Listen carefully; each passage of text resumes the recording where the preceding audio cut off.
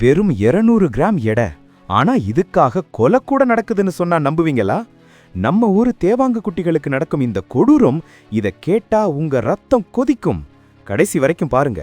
மேட்டுப்பாளையம் பக்கத்துல ஒரு முதியவர் வீட்டுல வனத்துறை அதிரடியா நுழைஞ்சாங்க. அங்க 2 சின்ன தேவாங்கு குட்டிகள் கூண்டுல அடைச்சு வைக்கப்பட்டிருந்தது. ஏன் தெரியுமா? தேவாங்கு சாஸ்திரம். அதிர்ஷ்டம் வரும், தீய சக்தி விலகும்னு சொல்லி இந்த சின்ன உயிர்களை சித்திரவதை செய்றாங்க. மாந்திரீகம் பண்றவங்க இந்த தேவாங்க ஒரு பொம்மை மாதிரி நினைச்சு அதோட கண்ணுலையும் இதயத்திலையும் ஊசியால குத்துறாங்க. இத கேக்குறதுக்கே எவ்வளவு கொடுமையா இருக்கு. கேரளா, கர்நாடகா, குறிப்பா நம்ம தமிழ்நாட்டுல கடவுர் சரணாலயம்னு இதுக்காகவே இடம் இருந்தும் இன்னும் சில பேர் மூட நம்பிக்கையால இத வேட்டையாடுறாங்க. டாக்டர் ரூபா சதீஷ் சொல்றத கேட்டா அழுகையே வந்துடும். மீட்கப்பட்ட தேவாங்குகளோட உடம்புல துல்லியமா ஊசி தழும்புகள் இருக்கு. அம்மாவாசை அன்னைக்கு தான் இந்த கொடூரம் நடக்குது. சடங்கு முடிஞ்சதும் அதை தூக்கி போட்டுடுவாங்க. ஆனா அந்த வலியில அந்த சின்ன ஜீவன் செத்தே போயிடும். இது நம்ம தமிழ்நாட்டுக்கு தேவையா?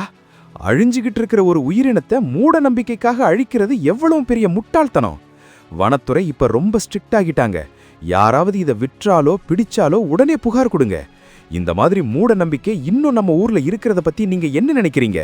இந்த தகவலை எல்லாருக்கும் ஷேர் பண்ணுங்க. அந்த வாயில்லா ஜீவன்களை காப்பாத்துவோம். லைக் பண்ணிட்டு மறக்காம சப்ஸ்கிரைப் பண்ணுங்க. ஏன்னா வெறும் 200 கிராம் எடைக்காகவா இவ்வளவு கொடுமை?